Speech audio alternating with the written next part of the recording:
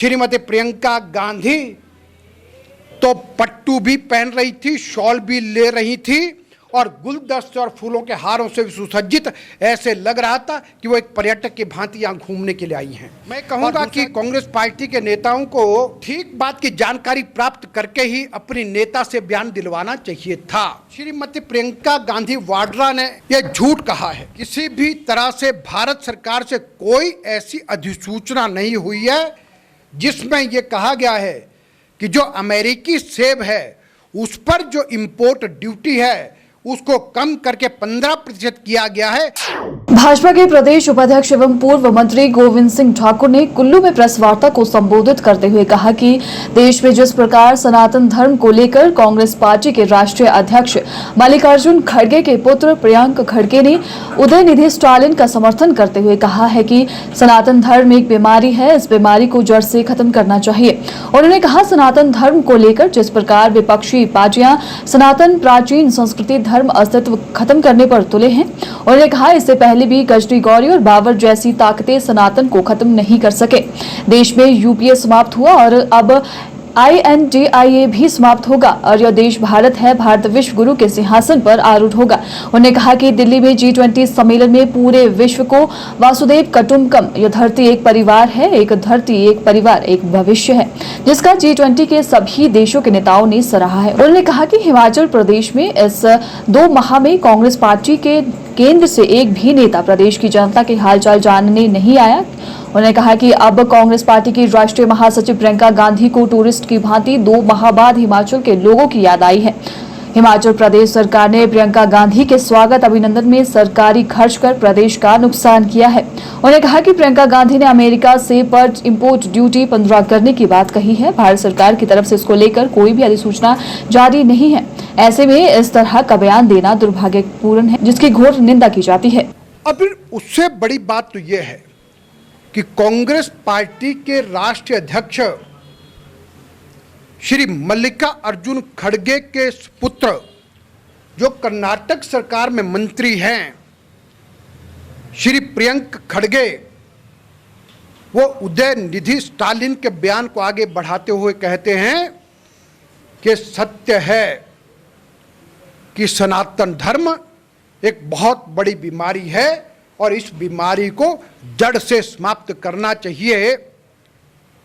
तो इस बात से लगता है कि यूपीए और अब INDIA ये भारतवर्ष से यहाँ की प्राचीन सांस्कृतिक विरासत, यहाँ का प्राचीन सनातन धर्म, उसको समाप्त करने पर तुली है। मेरा कहना ये क्या समाप्त करेंगे? यूपीए समाप्त हो गया, इनका INDIA भी समाप्त होगा और ये देश भारत है और भारत विश्व गुरु के सिंहासन पर आरूढ़ होगा। और भारत आज G20 समिट के माध्यम से दुनिया को सनातन धर्म का एक संदेश दिया है कि वसुधैव कुटुंबकम, ये धरती एक परिवार है और ये कहा है कि एक धरती एक परिवार और एक भविष्य है और जिसकी G20 समिट के सभी नेताओं ने, सभी देशों ने दिल खोल करके जिसका स्वागत किया और अभिनंदन किया है, देंगे इतनी मदद की। और कांग्रेस पार्टी का कोई भी केंद्र नेता इस 2 महीने में आया नहीं। अब प्रियंका गांधी वाड्रा एक टूरिस्ट की भांति 2 महीने के बाद आई और आकर के ये कहती है कि भाई केंद्र की सरकार तो खूब मदद कर रही है, आगे भी करती रहेगी और हिमाचल प्रदेश को उस आपदा के बाद प्रधानमंत्री ग्रामीण सड़क योजना के अंतर्गत में लगभग 3000 करोड़ रुपए की राशि और अतिरिक्त दी है और इसलिए वो तो करेगी। लेकिन प्रियंका गांधी वाड्रा अब 2 महीने के बाद आई तो क्या 2 महीने के बाद हिमाचल प्रदेश के लोगों की याद उनको आई है? और उनके आने पर हिमाचल प्रदेश की सरकार ने उनके स्वागत अभिनंदन में यानी हिमाचल प्रदेश का पैसा खर्च किया है।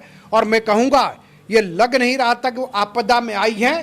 कांग्रेस पार्टी के नेता, कांग्रेस के मुख्यमंत्री यानी आपदा में आए और आपदा में जब हमारे नेता आए तो उन्होंने कहा कि ना हम कोई गुलदस्ता लेंगे, ना कोई भेंट स्वरूप लेंगे, लेकिन श्रीमती प्रियंका गांधी तो पट्टू भी पहन रही थी, शॉल भी ले रही थी और गुलदस्ते और फूलों के हारों से भी सुसज्जित ऐसे लग रहा था कि वो एक पर्यटक की भांति यहाँ घूमने के लिए आई हैं। मैं कहूंगा कि कांग्रेस पार्टी के नेताओं को ठीक बात की जानकारी प्राप्त करके ही अपनी नेता से बयान दिलवाना चाहिए था। श्रीमती प्रियंका गांधी वाड्रा ने यह झूठ कहा है। किसी भी तरह से भारत सरकार से कोई ऐसी अधिसूचना नहीं हुई है जिसमें यह कहा गया है कि जो अमेरिकी सेब है उस पर जो इंपोर्ट ड्यूटी है उसको कम करके 15% किया गया है। ये उनका बयान गलत है और इसकी मैं घोर निंदा करता हूं कि इतनी बड़ी नेता को इस प्रकार का बयान नहीं देना चाहिए।